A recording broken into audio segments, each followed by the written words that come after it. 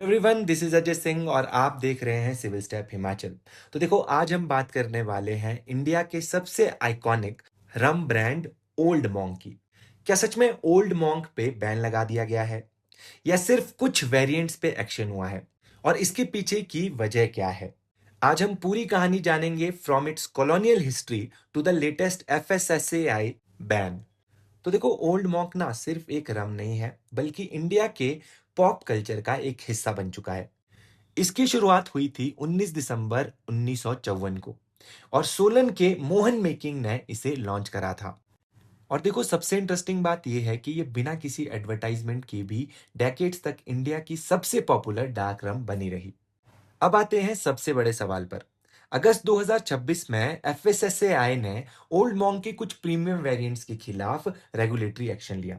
लेकिन ध्यान रहे, ये पूरे ओल्ड मॉन्क ब्रांड पर बैन नहीं है, सिर्फ कुछ स्पेसिफिक वेरिएंट्स को स्टैंडर्ड्स वायलेट करने के लिए रोका गया है। देखो, यहाँ पे सबसे पहला वॉयलेशन था फ्लेवरिंग का। इन्वेस्टिगेशन में पता चला कि असली एज्ड रम की जगह न्यूट्रल अल्कोहल यूज किया गया और उसमें आर्टिफिशियल या नेचुरल आइडेंटिकल फ्लेवर्स ऐड किए गए ताकि वो एज्ड रम की जैसे टेस्ट कर सके। एफएसएसआई के रूल के हिसाब से ऐसे प्रोडक्ट्स को रम नहीं बल्कि रम फ्लेवर्ड स्पिरिट लेबल करना चाहिए था।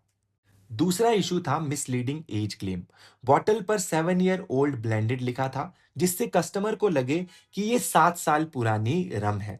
लेकिन टेस्टिंग में पता चला कि इसकी एज बहुत कम थी। बहुत कम ऐसी बॉटल्स थी जो 7 साल पुरानी थी। बाकी यहाँ पे सिर्फ न्यूट्रल अल्कोहल यूज की गई थी।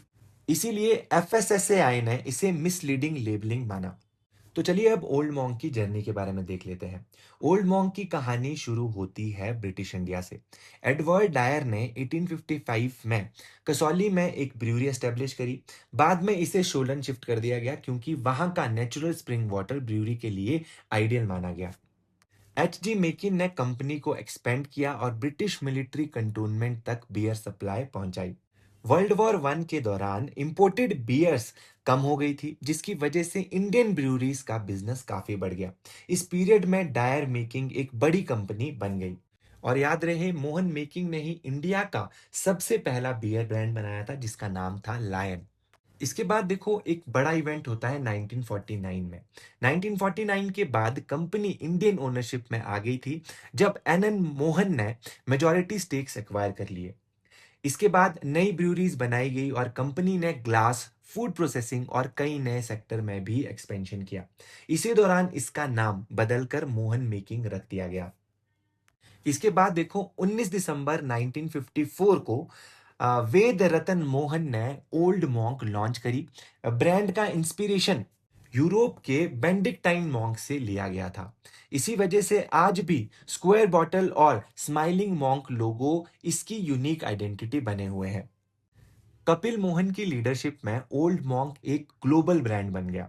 इंटरेस्टिंग बात यह है कि खुद कपिल मोहन अल्कोहल कंज्यूम नहीं करते थे।